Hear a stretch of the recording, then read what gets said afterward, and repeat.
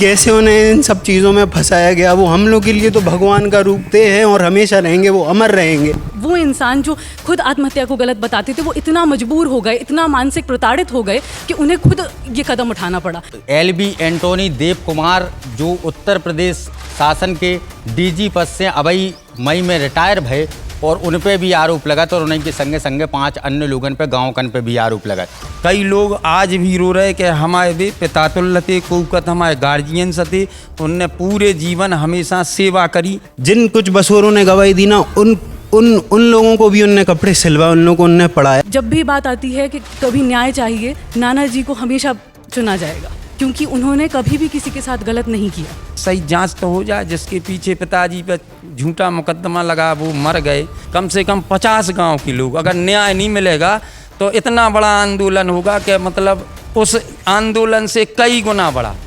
इतना सज्जन व्यक्ति, इतना ईमानदार व्यक्ति हम मंदिर की कसम खा के कह रहे हमने अपने जीवन में नहीं देखा। पिताजी हमसे कहते रहे कि हम आत्महत्या करेंगे, हमारे साथ गलत हुआ, हम पे झूठा मुकदमा लगाया। डिवाइड एंड रूल आज भी हमारे देश से नहीं गया है। जब भी जिस इंसान को जीतना होता है वो डिवाइड एंड रूल करके और बस हमें तोड़ देता है और हमें दो अलग अलग हिस्सों में विभाजित कर देता है। कभी उन्होंने हमें गलत नहीं सिखाया, कभी हमने अपने 23-24 साल के जीवन में हमने कभी उन्हें गाली देते नहीं देखा मुँह से। मेरी तो कोर्ट से यही पुकार है कि उन्हें न्याय मिला जाए। अगर उन्हें न्याय नहीं मिलेगा तो हम लोग अनशन पे बैठेंगे।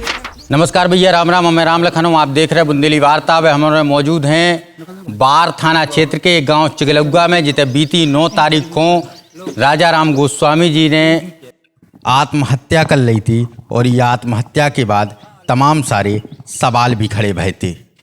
दरअसल 2002 में एक SC ST को मामला दर्ज हो, जिसमें LB एंटोनी देव कुमार जो उत्तर प्रदेश शासन के DG पद से अभी मई में रिटायर भये और उन पे भी आरोप लगा और उन्हीं के संगे संगे 5 अन्य लोगों पे गाँव कन पे भी आरोप लगा। पुलिस इस मामले को दर्ज करत, लेकिन अबे भी तमाम सवाल हैं कि गिरफ्तारी उनकी नहीं भई और संगे संगे जो विवेचना हुज्जे उमें LB एंटोनी देव कुमार जो उत्तर प्रदेश के DG हती, पुलिस को एक सबसे बड़ो पद वो उनके पास हतो, तो का बे अंगाई छूट तो नहीं जे जो भी परिवार के लाने एक डर सता रहा हो। तो आज हम लोग परिवार के पास पहुँचे हैं और परिवार से उनके जानत हैं कि का पूरा घटनाक्रम हतो 2002 में कि जी के बाद ऐसे कदम को राजा राम गोस्वामी जी को उठाने आओ कि उनने जहर खा के आत्महत्या कर ली। महाराज, पहला तो जो घटनाक्रम 2002 को हतो, का पूरा घटनाक्रम?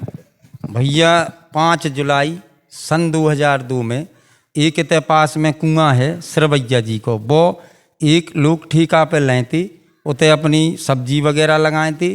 तो जी लोग उते पानी भरवे गए, सब्जी तोड़ी, उनको जो भी भाव हो सो वे आए थे। 2 ही पक्ष, मतलब जो उते ठेका पे लें थे वे आए पिताजी के पास कि माँ सब्जी लोग हम आए थे, ऐसे पानी भरत थे, ऐसे सब्जी तोड़त और हमारा नुकसान करत, और आप उन्हें समझा दो। चूँकि हमारे पिताजी टीचर रहे, सबकी मदद करत, उनने जीवन भर पूरे क्षेत्र में हर आदमी की मदद करी। कई लोग आज भी रो रहे कि हमारे भी पितातुल्लते कोकत हमारे गार्जियन थे, उनने पूरे जीवन हमेशा सेवा करी। मतलब छल कपट और जो तो उनके मन में हतऊ नहीं, जीवन भर सेवा करत रहे दूसरन की। तो वे आए थे तो पिताजी ने उन लोगों को समझाओ कि भैया तुम इनको नुकसान नहीं करो, परेशान नहीं करो। ई के बाद वे दूसरे दिन गए, दूसरे दिन आए तो पिताजी ने उनसे कही कि तुम लोगों को का समस्या है? बोले माँ साहब हम आपको गा सुगा पानी नहीं आ सो इनके ते जात। पिताजी बोले हम पैसा दे रहे, तुम हैंडपम्प सही कराए दे रहे। पिताजी ने उन लोगों को पैसा दे, हैंडपम्प सुधरवाओ, उनको वो करवाओ। ई के बाद भी जे लोग नहीं माने तो फिर गए हुई हैं। तो ई के बाद फिर आए वे तो पिताजी बोले आप लोग जानो हमें कोई मतलब नहीं आई से। अब ई के बाद उनको आपस में जो भी हो जे लोग गए बाहर, तो बाहर में कोनो मीटिंग हो या जो भी हो सो जे लोग चले गए होते ऐसे एप्लीकेशन देखें ललितपुर, या ये एप्लीकेशन नहीं दे सीधे चले गए हों ललितपुर से। किसी ने इनसे कहा कि वहाँ चले जाओ SP साहब नो, तो SP साहब के पास गए तो SP साहब आए सीधे गांव में, खुद LB एंटोनी और कुछ पुलिस वाले CO वगैरह थाना अध्यक्ष सब लोग आए। पिताजी स्कूल में पढ़ा रहे थे तो पुलिस वाले गए, उनने कहा कि माँ साहब आपको साहब बुला रहे हैं, कप्तान साहब बुला रहे हैं। पिताजी स्कूल से आए, पिताजी ने कहा कि बताएं सर। तो बोले कि आप छुआछूत मानते हो। पिताजी ने कही नहीं साहब, हमारे स्कूल में हरिजन के बच्चे हैं, सवर्ण के बच्चे हैं, बैकवर्ड के बच्चे हैं, हम कोई छुआछूत नहीं करते, किसी से भेदभाव नहीं करते। बोले आप इस 20 गांव के गुंडे हो, ये है वो है। पिताजी बोले नहीं। तो एक बार उनने पहले उन्हें कहा कि जाओ, फिर दोबारा फिर बुलाया। पिताजी फिर चले गए, पढ़ाने लगे। फिर दोबारा बुलाया 10 मिनट बाद, और बस दोबारा आए तो बोले नहीं, तुम छुआछूत मानते हो, कैसे नहीं मानते हो, तुम गुंडे हो, तुम बदमाश पाले हो। बदतमीजी करने लगी। उनने कहा कि जाओ एक गिलास में पानी भर के लाओ। तो वो एक गिलास में गोबर या मिट्टी कुछ ऐसा डाल के लाई ये लोग, गंदा पानी था। तो जब ये लोग डाल के आए, और डिस्पोजल टाइप का शायद गिलास था, हम वहाँ नहीं थे, तो उनने कहा कि ये माँ साहब पानी पियो। तो पिताजी बोले पानी गंदा है, हम नहीं पियेंगे। तो नहीं कर ले, तुझे पीना पड़ेगा। ये माँ बहन की गाली देने लगी। वहीं पे एक और पाल थी, तो उनसे कहा कि तुम पियो। उनने किसी ने पी लिया, जिसने भी पिया हो, 1-2 लोगों ने। इतने में ये बोले कि नहीं, तू तो गुंडा है, तू छुआछूत मानता है। और पिताजी की गलीबान पकड़ी। इसके बाद उनने लाठियों से मारा। इसके बाद उनने कुर्ता फाड़ दिया। कुर्ता फाड़ के फिर वो पिताजी को, जब और लोग थे हमारे यहाँ, निहाल सिंह दाऊ थे, पूर्व में प्रधान थे, तो वो आए कर ले जी महाराज को मार रहे, चलो गांव वाले सब लोग चलो इकट्ठे हो। मतलब उनने बदतमीजी से बोले। तो फिर जी लेके पिताजी को चले गए बाहर। उनने वहाँ पे इन्हें मारपीट की, बेइज्जत किया, मानसिक प्रताड़नाएं दी, पूरे कपड़े फाड़ दिए। पिताजी ने उनसे कहा कि हम लगाएंगे फांसी। तो इनने उनका जो पजामा था वो उसका नाड़ा आड़ा खोल के, और वहीं पे जी रात भर बैठी रहे। इनने बसूरों को बुलाया, बसूरों से झूठी FIR करवाई। उस टाइम के कई लोग हैं जो पुलिस में थे वहाँ, हम उन्हें भी बुला लेंगे, अभी कोई होगा, कि इनने बसूरों से झूठे अंगूठा दस्तखत करवाए। उन्हें कोई पता ही नहीं था कि ये हमारी रिपोर्ट लिखवा रहे कि क्या कर रहे। जो LV एंटोनी ने करी, दरोगा जी ने, जो LV एंटोनी खुद बैठी रहे पूरी रात, 1 बजे तक बैठी रहे, किताबें पढ़ती रहे। बसूरों को बुलाया, इनने उनसे अंगूठा लगवाए। वो लोग, उनने कहा पुलिस वालों से, हमें तो पता ही नहीं है कि LV एंटोनी क्या करवा रहे। तो मतलब इनने अंगूठा लगवा लिए। उनसे ये नहीं कहा कि हम माँ साहब के खिलाफ करा रहे कि क्या करा रहे। इसके बाद पिताजी के पास जी रात भर रहे। FIR इनने दर्ज करवाई। जैसे ही हमारे क्षेत्र में पता चला, घटना का जानकारी हो गई, हम लोग 10,000 लोग तुरंत ललितपुर पहुँचे। सब लोगों ने वहाँ पे धरना प्रदर्शन। इसके बाद शिक्षकों का बहुत बड़ा धरना हुआ। पूरे उत्तर प्रदेश की चाबी इनके बंगले पे फेंक रहे थे। इसके बाद इसी दौरान पिताजी 14 दिन जेल में रहे।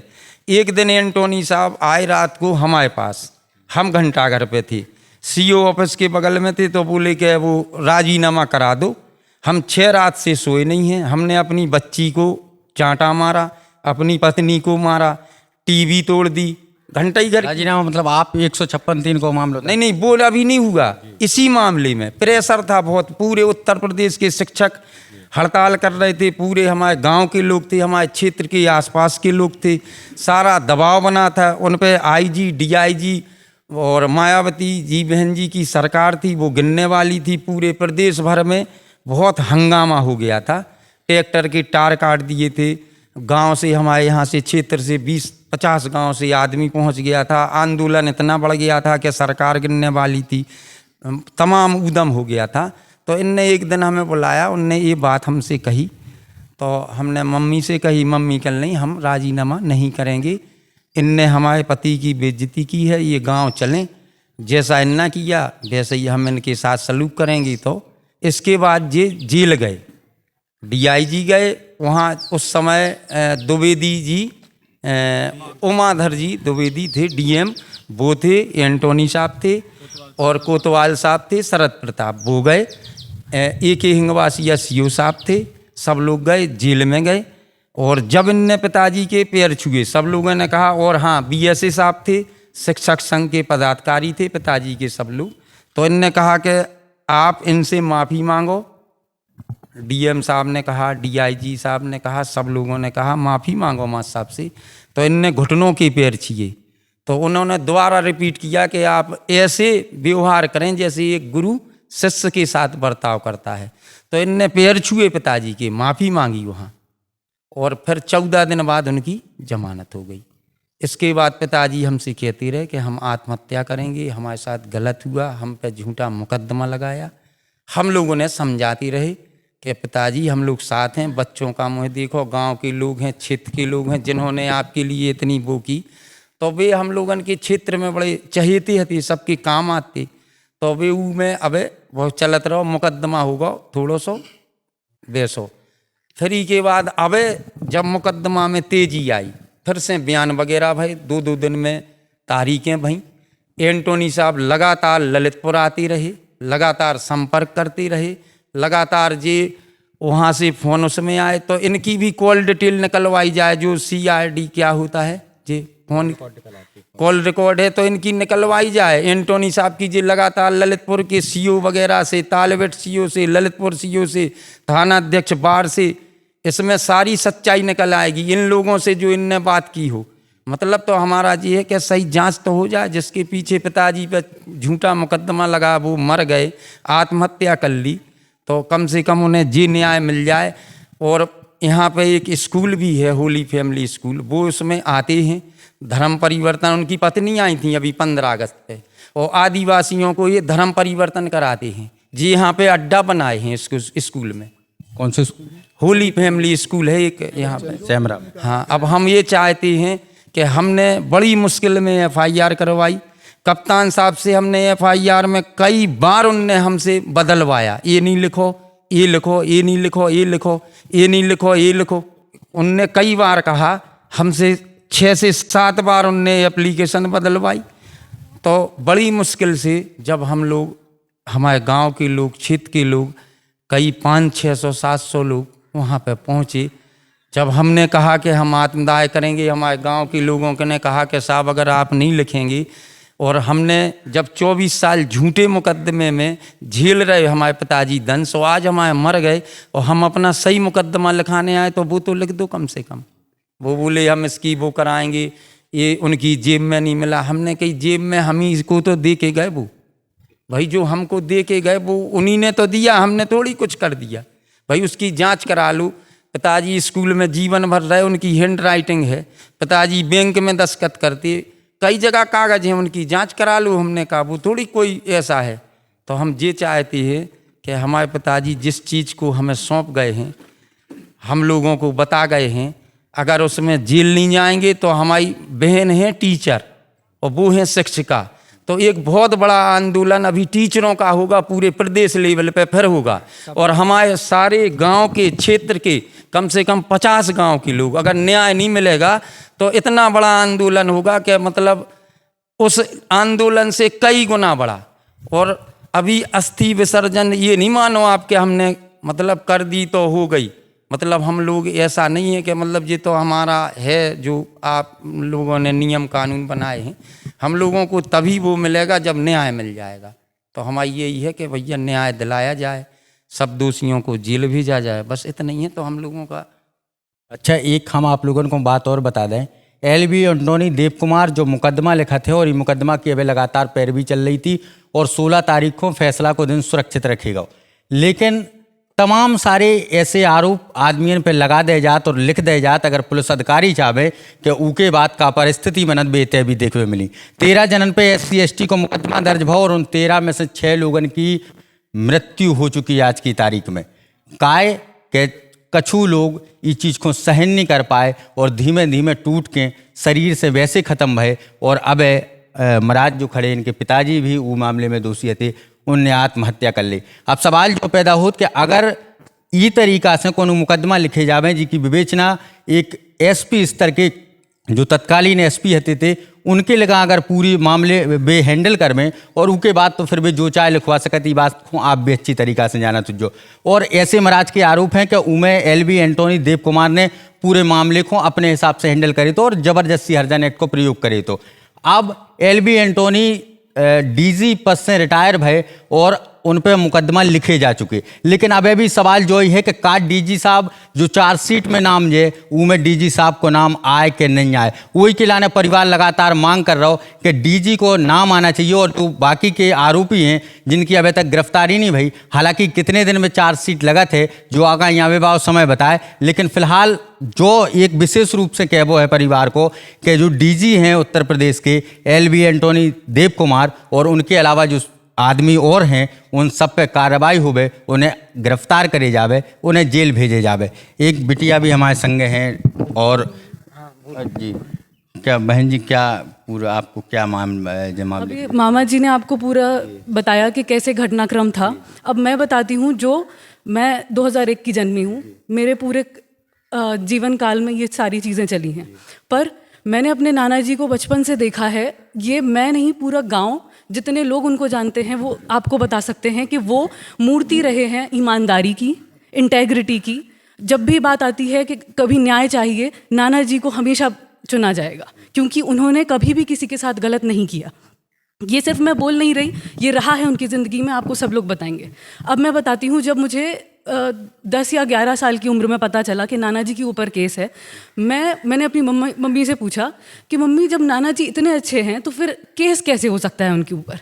मम्मी ने बोला कि बेटा, श्री राम जी जब उनके साथ जब सीता मैया पे आरोप लग सकते हैं, जब राम जी को वनवास भेजा जा सकता है, तो अच्छे लोगों के साथ कई बार सृष्टि अन्याय कर देती है ताकि उन्हें न्याय मिले। जो कि आप देखेंगे उनके हर सुसाइड नोट में उन्होंने सबसे न्याय की गुहार मांगी है। और मैं बोलना चाहूँगी न्याय क्यों ज़रूरी है, बिकॉज न्याय सिर्फ नाना जी के लिए ज़रूरी नहीं है, न्याय ज़रूरी है हर उस इंसान के लिए जो सच के साथ खड़ा होता है, जिसके संग गलत होता है, हर उस इंसान के लिए जिसको आस है हमारी सरकार से, हमारे CM योगी जी से, हमारे प्रधानमंत्री नरेंद्र मोदी जी से, कि हमें अगर हम सही हैं, हम सही राह पे हैं, चाहे वक्त लगेगा न्याय को, लेकिन हमें न्याय मिलेगा। उनको 24 साल लगे, 24 साल, मेरा पूरा ज़िंदगी मैंने उनको इस चीज़ में तड़पते देखा है। वो हमारी स्ट्रेंथ थे, हमारी पूरी फैमिली की, जितने लोग उनको जानते थे सबकी। उन्होंने इतने बच्चों को पढ़ाया है, इतने बच्चों को इतने मुकामों पे लेके गए हैं।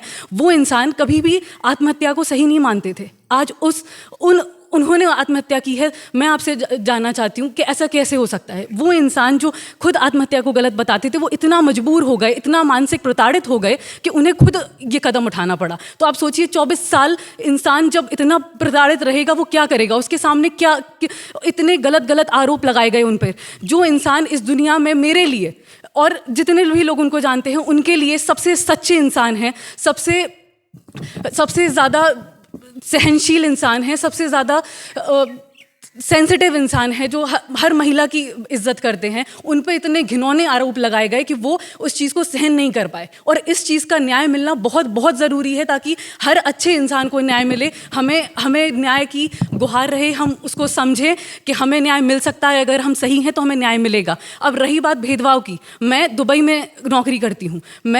अगर हम भेदभाव करते, मैं एक मुस्लिम कंट्री में नौकरी कर रही हूँ। जब मेरा चुनाव हुआ मेरे कॉलेज से दुबई के लिए, मेरी मम्मी, जो कि हर ममता में आई हुई मम्मी, बोलेंगी कि नहीं मैं अपने बच्चे को नहीं भेजूंगी। मेरे नाना जी ने उन्हें मनाया, मेरे नाना जी ने पूरी फैमिली को मनाया कि नहीं, मुझे अपनी बच्ची को उसका ग्रोथ देखना है। वो इन सब छोटी चीज़ों में थे ही नहीं, वो इन सब चीज़ों से बहुत ऊपर थे। और इन सब चीज़ों में वो कभी और इतना गलत है उनके साथ कि जो इंसान जिस चीज़ में सबसे बेहतरीन है, जो उनकी पूरी पर्सनालिटी है, कि वो इस चीज़ सच के साथ खड़े रहते हैं, ग्रोथ के साथ खड़े रहते हैं, ना कि इन छोटी छोटी चीज़ों के लिए, और ना कि इन छोटे मुद्दे जिन पे लोगों को अलग किया जाए। डिवाइड एंड रूल आज भी हमारे देश से नहीं गया है। जब भी जिस इंसान को जीतना होता है वो डिवाइड एंड रूल करके और बस हमें तोड़ देता है और हमें दो अलग अलग हिस्सों में विभाजित कर देता है और वो रूल कर लेते हैं। यहाँ पे जीत उनकी हुई है, यहाँ पे जीत गलत की हुई है।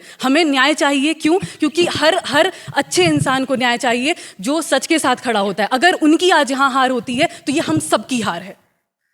तो आप लोगों ने तमाम सारे शब्द सुने हैं और बिटिया ने साफ तौर पे एक जा भी बात कही है कि कहूँ ना कहूँ न्याय मिलवे, जिसे अंगाई जाके तमाम सारे लोगों को न्याय की उम्मीद रहे।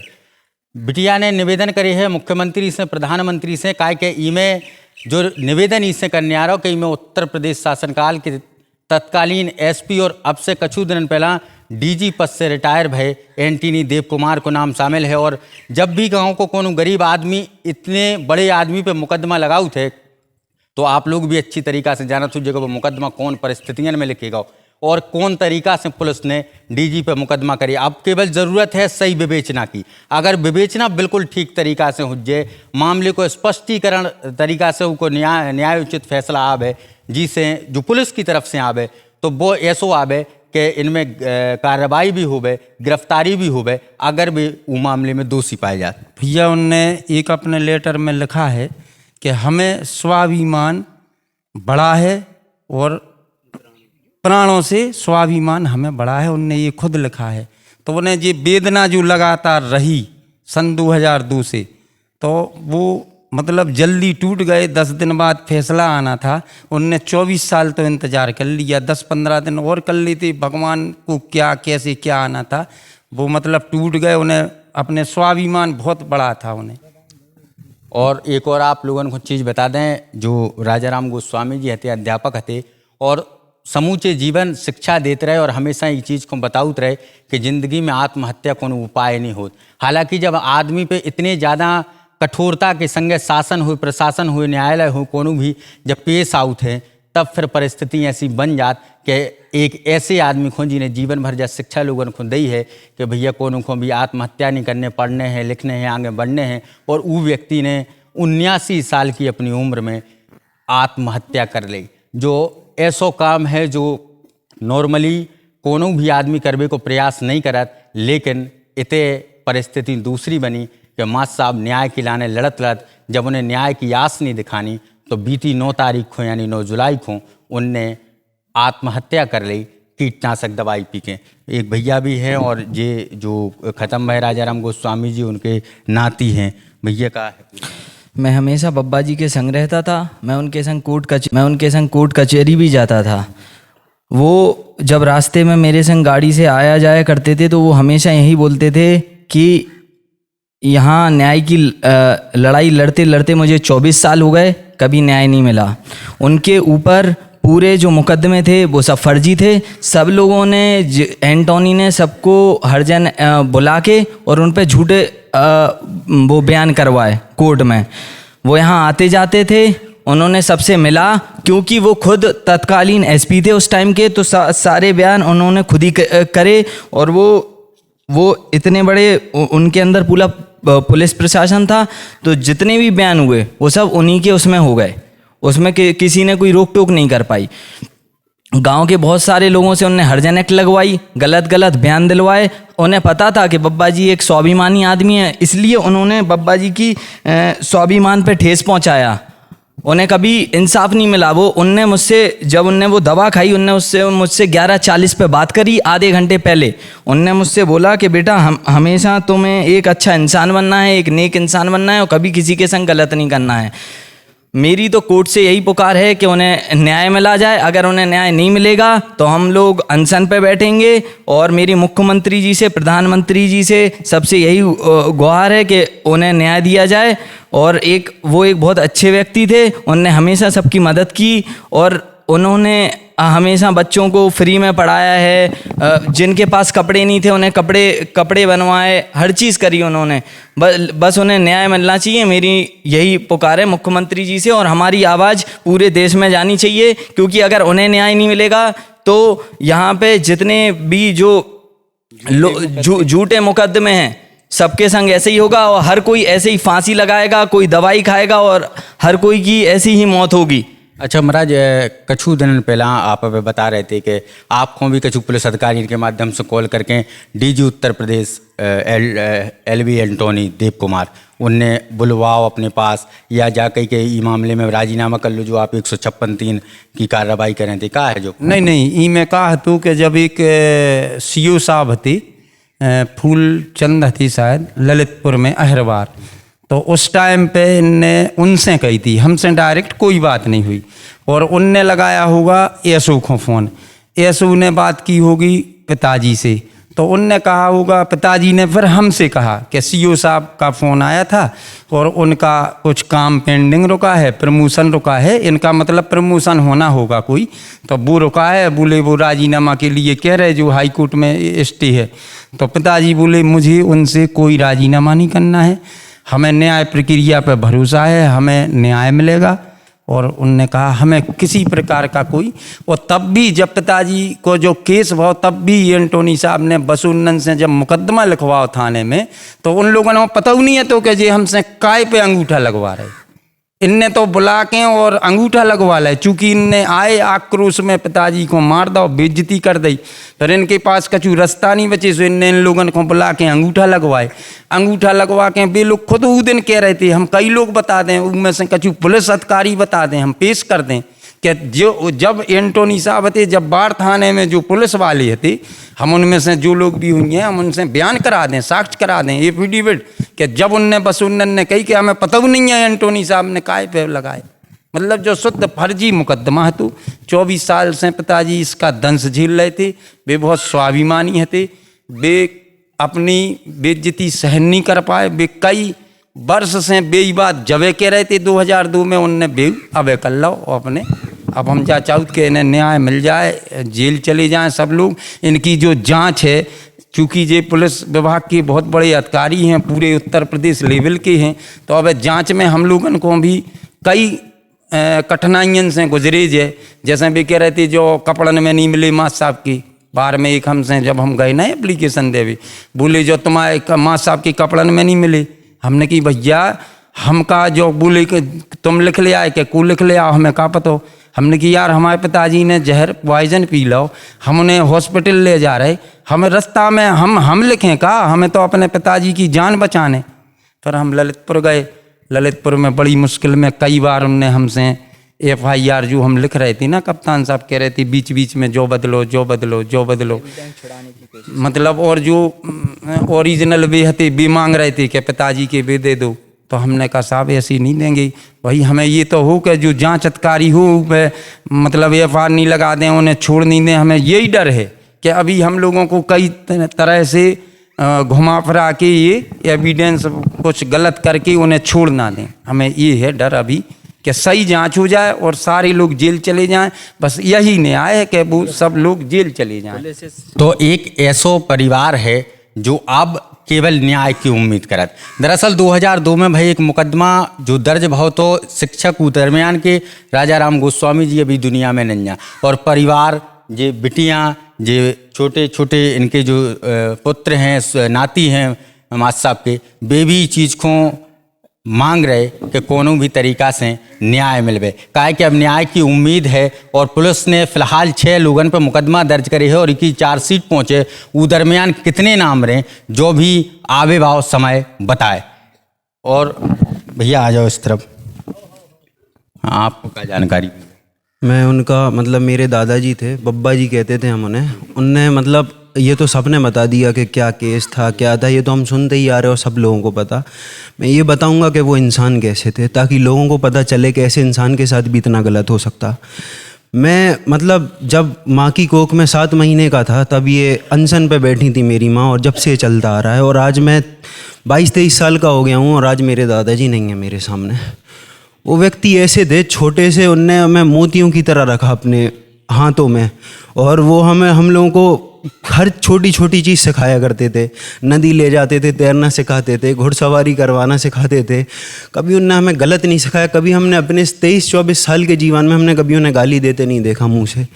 एक सफ़ेद कुर्ता और एक सफ़ेद पाजामा, बस सफ़ेद कुर्ता सफ़ेद पाजामा और ईमानदारी की राह पे चलने वाला इंसान। जो इतने सारे गांव के लोग हैं, आप इनमें से किसी से पूछ लेना कि कभी उनने किसी के साथ गलत किया, चाहे वो प्रधान रहे चाहे नहीं रहे, सबके साथ उनने सबकी बात सुनी, सबको न्याय दिलवाया, सबके लिए सबके हित में खड़े रहे। जिन कुछ बसोरों ने गवाही दी ना, उन लोगों को भी उनने कपड़े सिलवाए, उन लोगों को उनने पढ़ाया। एक गीत गाता था उनमें से एक, तो उन सबसे बोलते थे कि ऐसे गीत गाने दो, ये बहुत मधुर गाता है।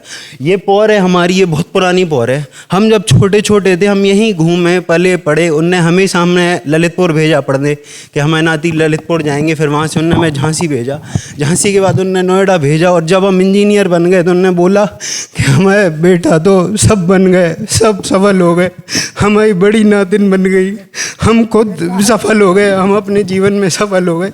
लेकिन हमें नहीं पता था ये बात उन्हें अंदर अंदर इतना खा रही थी। इतना सज्जन व्यक्ति, इतना ईमानदार व्यक्ति, हम मंदिर की कसम खा के कह रहे हमने अपने जीवन में नहीं देखा। इतने अच्छे इंसान, इतने अच्छे इंसान, दूध रोटी खाने वाले इंसान। उन्हें कुछ भी दे दो, उनकी पेंशन आती थी 40-50 हज़ार, वो 1 रुपये तक रखना पसंद नहीं करते थे। हमारे नाती को इतना दे दो, हमारे इस नाती को इतना दे दो। और हम कहते थे बब्बा जी हमें इतना पैसा कमाना, इतना पैसा कमाना। तो कहते थे नहीं बेटा, पैसा नहीं कमाना, हमें इज्जत कमाना, सम्मान कमाना, हमें लोगों के हित के लिए करना, हमें मंदिर के लिए करना, हमें इस गरीब के लिए करना। अगर किसी को तुम कपड़ा सिलवा पाओ वो करना, वो करना। वो ऐसे व्यक्ति थे कि उन्हें पता नहीं कैसे उन्हें इन सब चीज़ों में फंसाया गया। वो हम लोग के लिए तो भगवान का रूप थे हैं और हमेशा रहेंगे, वो अमर रहेंगे। तो अबे हम लोग इतने मौजूद हते चिगलौआ गांव में, जितने तमाम सारे जो लोग हैं जिनकी आँखन से आंसुआ निकल रहे, और भैया हैं, तमाम सारी बातें उनने कही हैं। हालांकि ज़्यादा गमहीन हो गए जी की वजह से अब वे बोल नहीं पा रहे। और जा भी एक सत्य बात है कि ये गांव में जब हम आए उनके पहला लगातार डेली सैकड़ों की तादाद में लोग आते हैं, इनके घरे बैठे थे, और तमाम सारे लोगन की आँखन से आंसुआ भी आउट हैं। काहे कि माँ साहब ने ज़िंदगी में कछु ऐसो करे तो जो लोगन के दिल में आज भी बसे है। हालांकि एक आदमी न्याय की गुहार अब सरकार से लगा रहा हो कि कम से कम जिंदा रत भय न्याय नहीं मिले, लेकिन वो व्यक्ति के जावे के बाद ही उनको न्याय मिल जावे, तो कम से कम परिवारजनन को जो मान वो है कि कम से कम उनकी आत्मा को तो शांति मिले। बहुत बहुत धन्यवाद आप सब जन को।